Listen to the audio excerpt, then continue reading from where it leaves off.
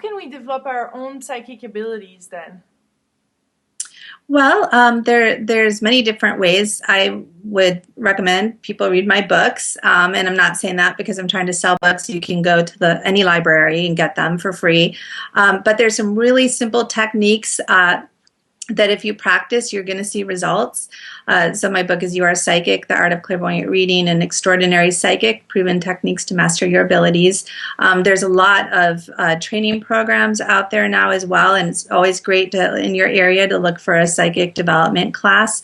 But the first step is to set your intention that you want more than anything else to be able to develop your abilities and experience them. So I would say that's true with anything that you want in life, is first really set your intention to do that. And then start to pay attention to every single thought, every single feeling that you have, because you'll notice that these are related or coming from other sources if you start to pay attention and ask, oh, where did that thought come from? Or where did this feeling come from? Many times if you have a feeling and it's one that you isn't related to anything logically, you can, as soon as you say, where did this come from? You may suddenly get a call from a relative that's like feeling upset or maybe happy, or you'll be able to connect it to some experience in life if you pay attention to it. Mm-hmm, mm-hmm. So what are some of the tools that we can use to start experiencing that?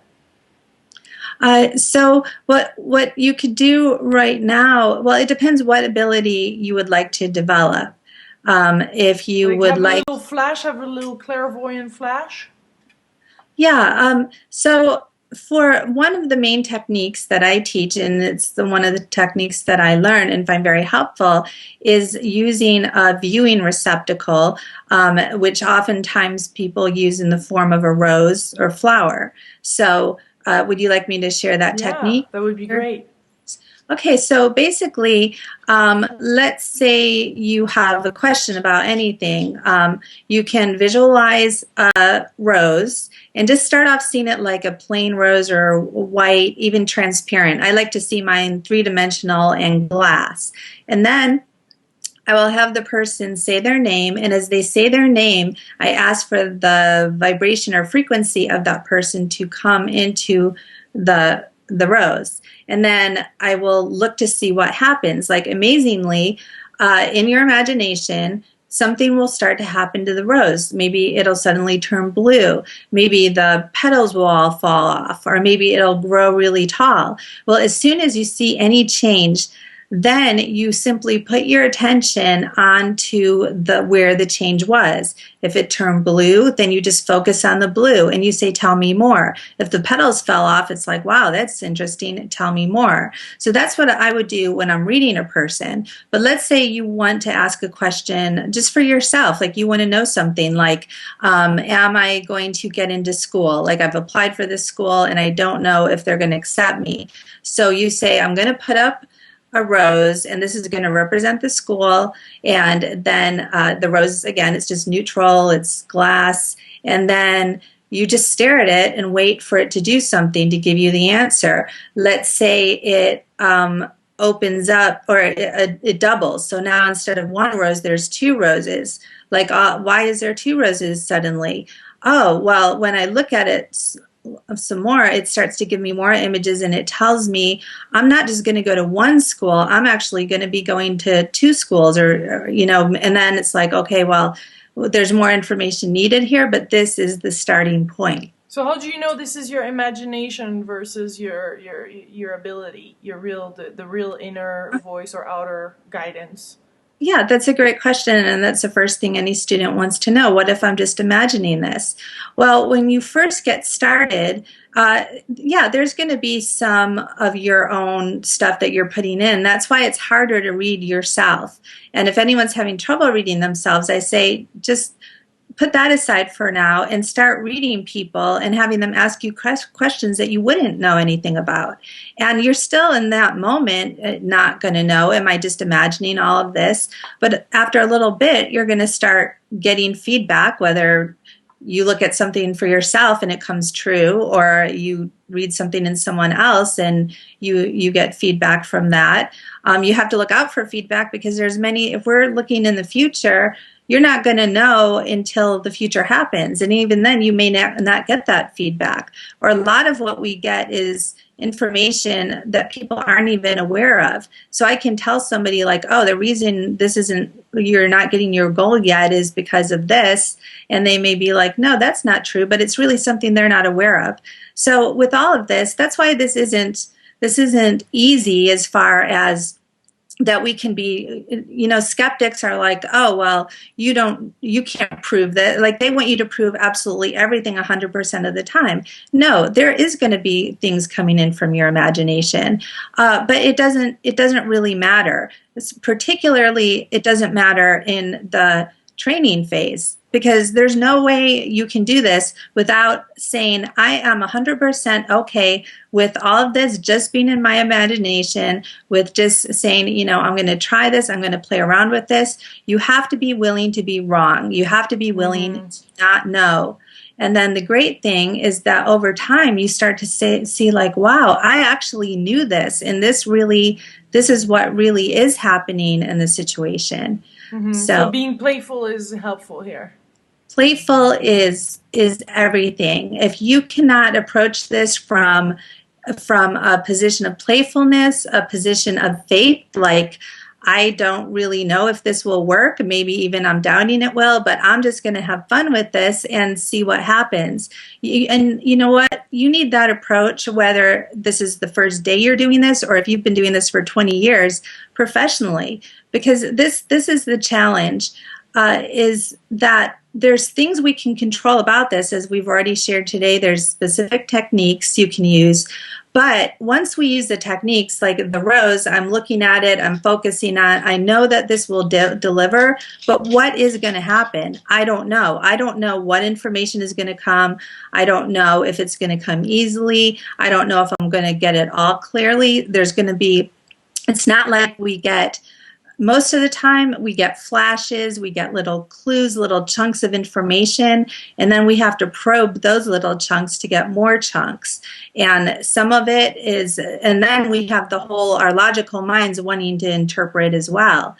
There's a lot here, but it's extremely rewarding, but having the ability to trust and be receptive is important. So if for people out there who are just like control freaks, who want to know that they're right before they even open up their mouths, this isn't for them.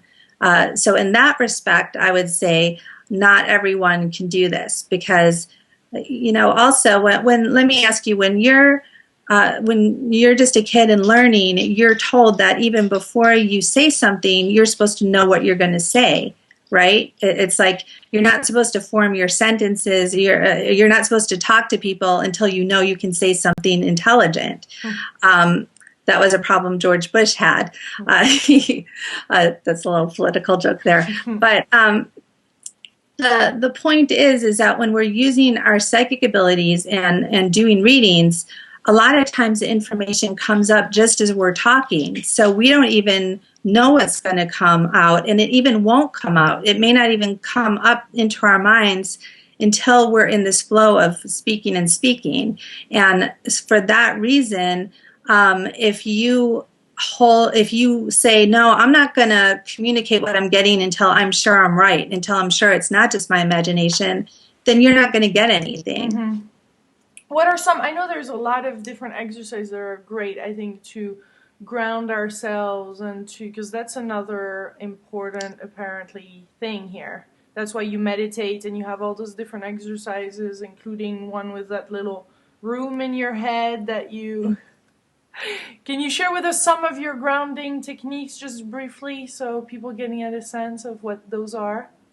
Yeah, well, the reason for those is if you think of ourselves as electrical systems, energy needs to, it's always seeking a ground, and it can be all over the place. Energy has to be channeled in a certain way. So we as people need to be channeled in a certain way. We get so our emotions are very, very strong bursts of energy. And so many people try to find ground through other people, and they do so desperately to the point where if, let's say they're grounded into another person, they're very connected, and that person leaves for some reason, it is so threatening that some people feel like, I cannot live with this person. So, I mean, without this person. Some of us can't live with certain people either. Mm-hmm. But so for anyone watching this, just think to the people in your life where you would say to yourself, if this person died or if they left me, I couldn't go on.